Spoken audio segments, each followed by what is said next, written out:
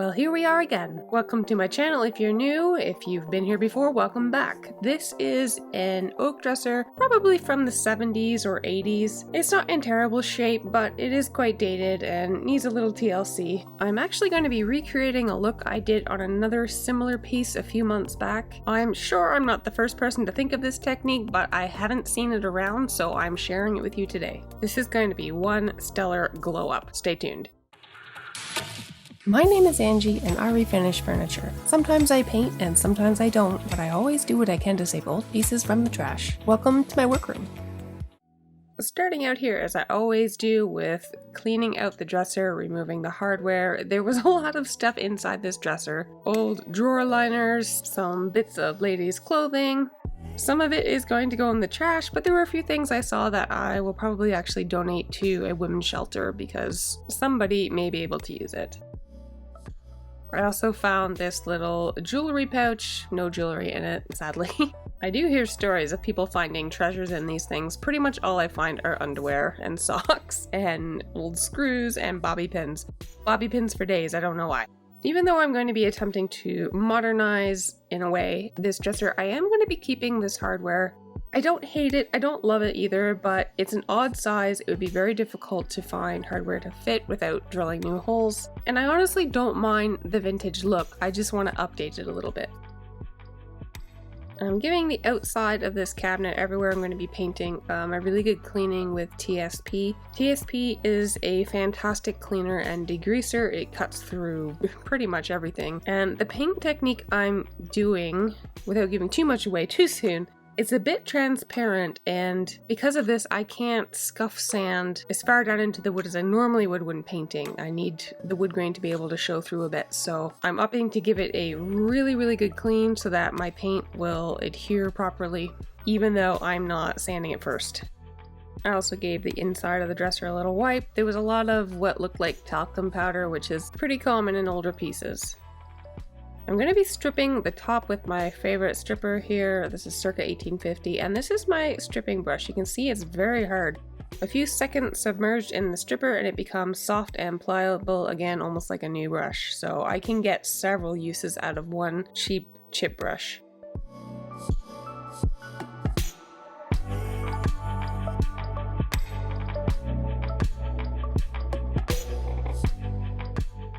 A little trick or tip, I guess, when you're stripping a top and you're finding that one half is drying out before you get to it, you can actually smush around the stuff that you just stripped, let it sit for a second, and then go back and finish, and it works great.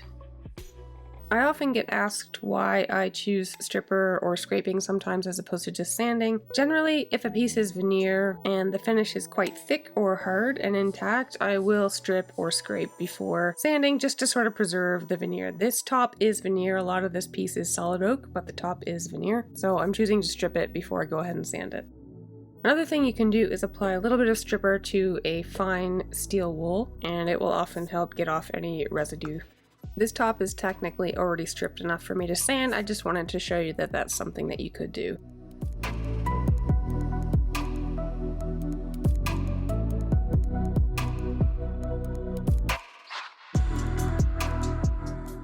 I'm starting things off with a 150 grit sand pad. Once I go over the whole top, I'll go back through with a 220 for my final sanding.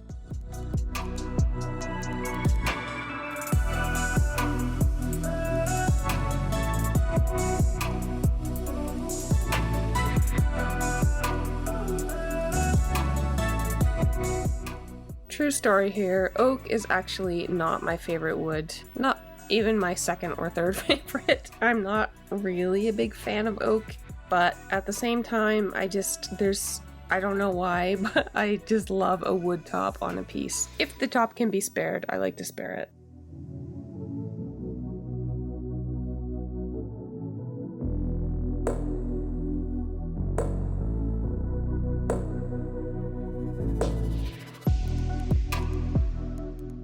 I'm using Minwax gel stain in the color Aged Oak for this top. Because my paint color is going to be a little bit darker, I wanted to keep the top a bit lighter, just to have a little bit of contrast. I actually really like the color Aged Oak. It's warm, but not too dark, not too light. It's just kind of a nice medium tone, I find.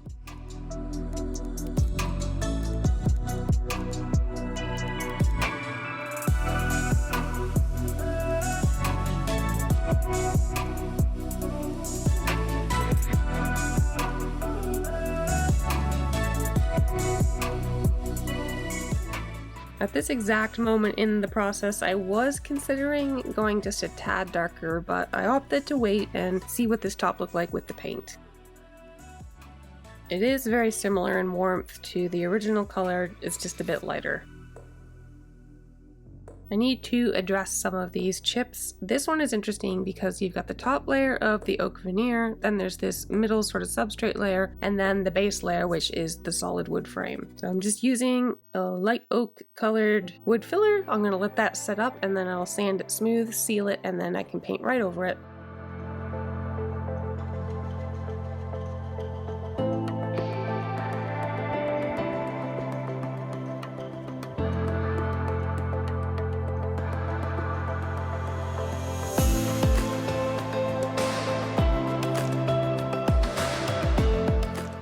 Okay, so there are certain colors in the Fusion Mineral Paint line that are semi-transparent, and it's very apparent when you're putting on your first coat. It doesn't seem like the coverage is there. You always get great coverage on the second coat, but that first coat is a little bit see-through, and I'm capitalizing on that today. This is a technique that I discovered sort of by accident, and I say I discovered it. Like I said, I don't know if I'm the only person to ever do this, but I've never seen it done before. I'm using coal black, Renfrew blue, which is a beautiful teal color.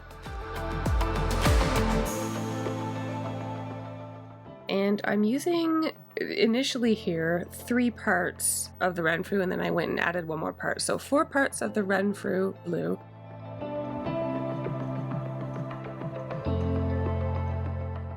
Two parts of the coal black. These little silicone circles are great for getting off stuck lids, just so you know.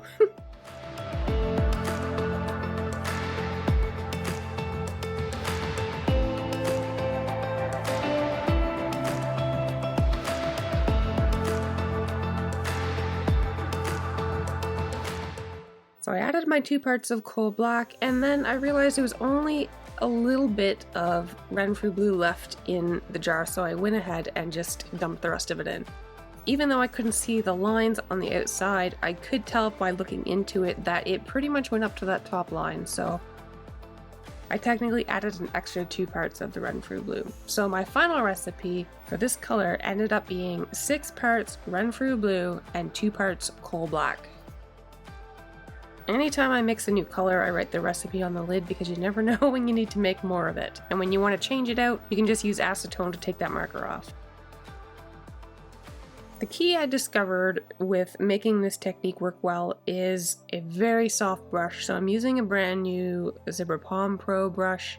The bristles are super soft and it's exactly what I want. In a nutshell, I'm applying 1 coat of this paint and that's it. The goal of this is to add a little bit of color, but I also want that wood grain to show through underneath. And like I said, I did this before in another piece sort of by accident. Absolutely loved how it looked. And when I started my YouTube channel, I said, I'm going to recreate this for you guys. And that's what I'm doing here. This is very much one of those trust the process techniques.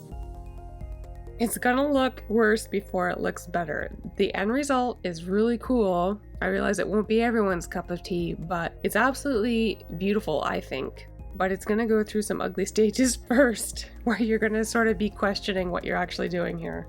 You want this to look intentional. You don't want to slap the paint on in 50 different directions. Try to make sure that your paintbrush is running along the wood grain. You can apply it in different directions, but before it hardens up, take that brush, smooth it out in the direction of the wood grain. Now, this technique isn't going to be possible with every color of Fusion. Some of them are very opaque, but there are a few, like I said, coal black, Renfrew blue. I do believe cranberry is another color that's a little bit transparent, and I'm sure there are more. You can experiment.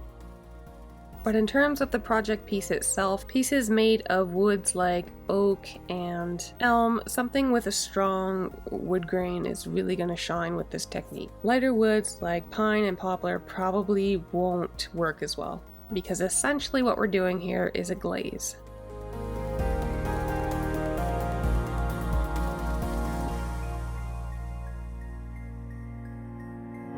Before I can paint over these little patched areas, I'm using just a clear coat and a spray to seal it, let that dry, and then I can paint right over it. You can see a tiny bit of that color showing through. All I'm doing is adding just a little bit of extra paint there to camouflage it.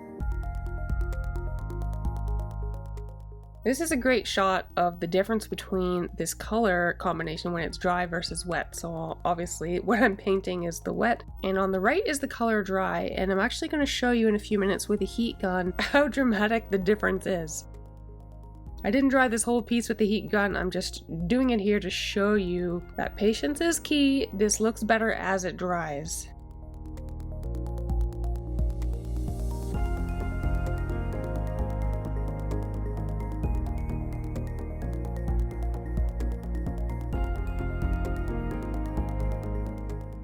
I'm giving these thirsty drawers a little drink here with Wise Owl Furniture Salve. This is the scent Lemon Verbena, which is my absolute favorite scent of theirs. It smells so nice, it nourishes the wood, gives it a nice lovely color again.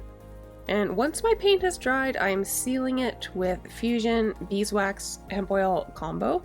Also using a wax brush. I have two different wax brushes. One is for the scented products, this is for the unscented. And you basically just apply it over the whole piece, wipe away the excess, and it dries to a nice luster.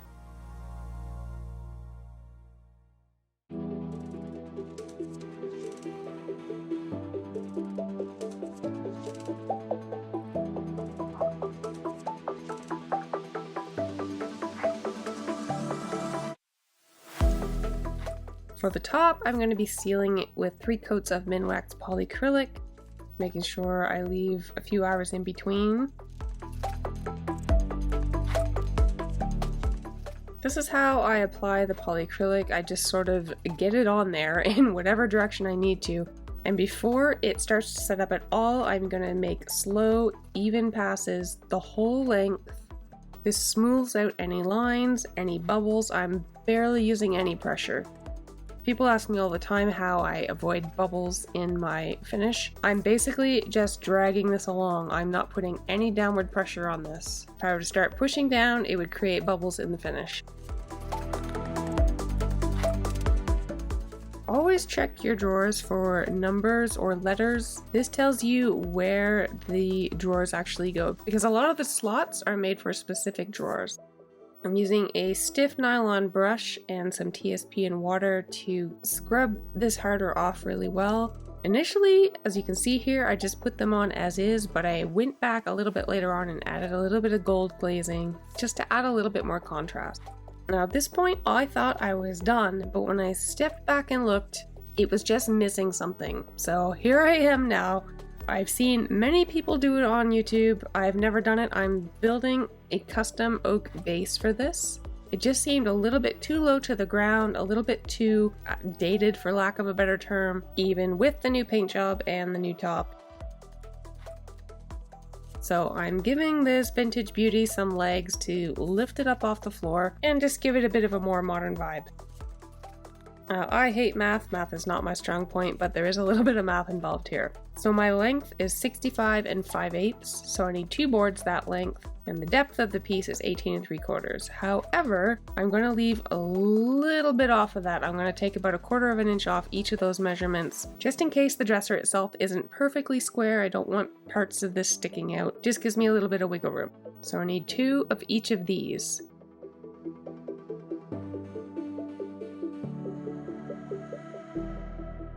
But I'm not done. The legs I'm using are 1.5 inches thick. I have 2 legs on each end. That's a total of 3 inches I need to subtract from both of those measurements.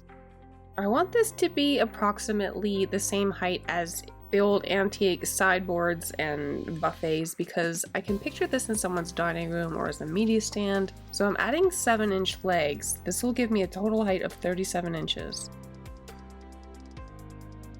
But first I'm going to measure and cut the front and back piece and the left and right sides.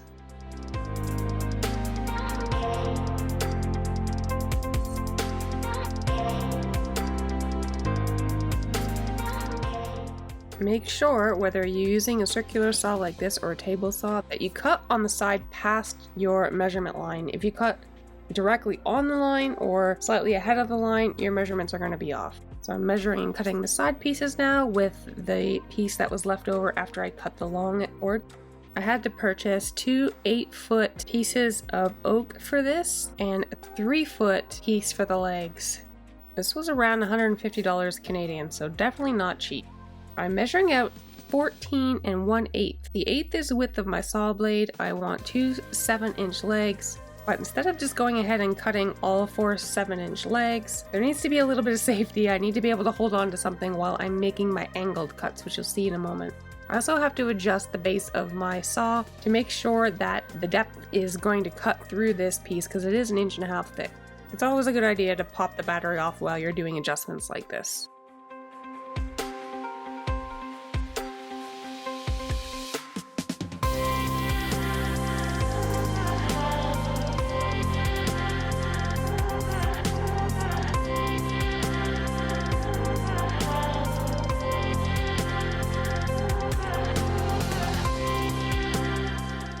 I need to make sure that at the top of my angled cut there is a section wide enough for the main boards to fit, just like this.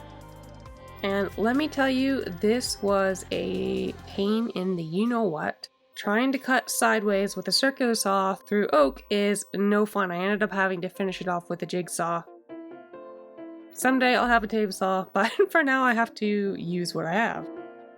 This took way longer than it should have, but I've got my 4 legs, 2 are angled, the back ones are just straight. I've got my side pieces, I've got my front and back pieces. I'm just going to peel off the labels and then give everything a 220 grit sanding just to make sure everything's smooth. And one thing I like to do is actually sand off the edges a little bit. This keeps them, or helps keep them, from splitting and splintering down the road. And I do the same thing at the bottom of the feet.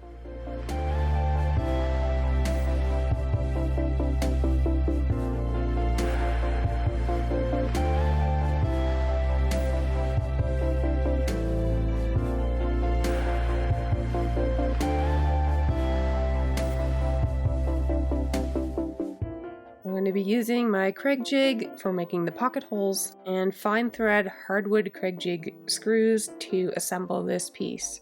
The screws that come with it are generally the coarse thread. You don't really want that in hardwood. Fine for something like pine, but for hardwood you definitely want the finer threads. These little jigs are great. Basically you set this to whatever the depth is of the board that you're cutting into. These boards are 3/4 inch thick, so that's the setting I'm using. And on the drill bit itself, you also have those same 3 measurements, so make sure that your stop is set at the same. And what it does is it just keeps that from going all the way through the board, because you definitely don't want that. And this is just a good view of what actually happens in the board.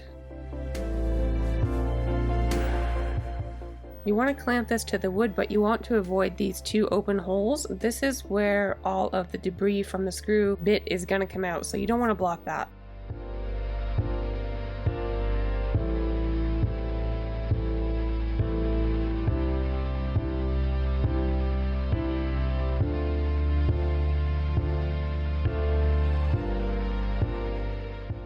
And there's your 2 perfect pocket holes. I'm going to be adding 3 sets of pocket holes on the long boards and 2 along the side. These ones will be what I screw into to attach the base to the main part of the dresser. These holes on the sides are what is going to attach to the legs. I apologize if this all sounds super confusing. It's a little bit hard to explain considering this is the very first time I have done this. Now some of you might be wondering why you can't just use a normal drill bit to sort of fake the pocket holes instead of using this Kreg Jig. And the main reason is this little extra bit on top. This is going to partially drill a pilot hole for your screw and will help prevent the wood from splitting at the end of the pocket hole, if that makes sense. Oh my gosh, finally time to assemble this. Make sure to check the direction of your pocket holes. I actually accidentally had one of my pieces upside down initially. I had to remove it and flip it right side up before finishing the assembly. I'm going to stain the base with the same aged oak. What is interesting here is that the 1.5 inch square pieces that are used for the legs is actually red oak, and I do believe that the long boards are white oak, so they have slightly different tones. I wasn't exactly prepared for that. It's not the biggest deal, and it was all that Home Depot had, so you know, sometimes you just have to roll with it.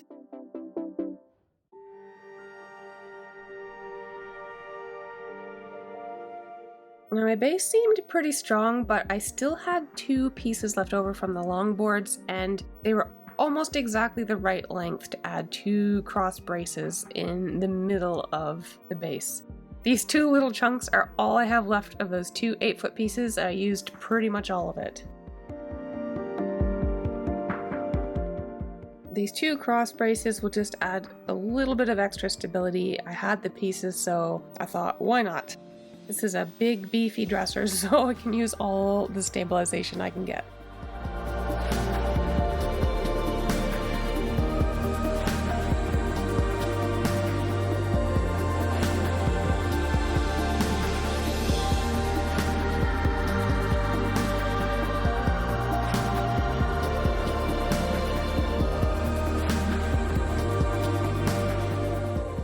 Kudos to those of you still with me. I know this one's a little bit longer than most of my videos, but there was a lot to it. This piece took about 18 hours to complete. And of course, as usual, Willow had to come in and say hello. She loves her snuggles right now. Well, this piece took a bit longer than I thought it was initially going to. I thought it was going to be a quick, easy thing. It wasn't. I ended up building a custom base, but I think this piece is better for it. There wasn't anything terribly wrong with it, but the glow up is, I think, phenomenal. Have a look.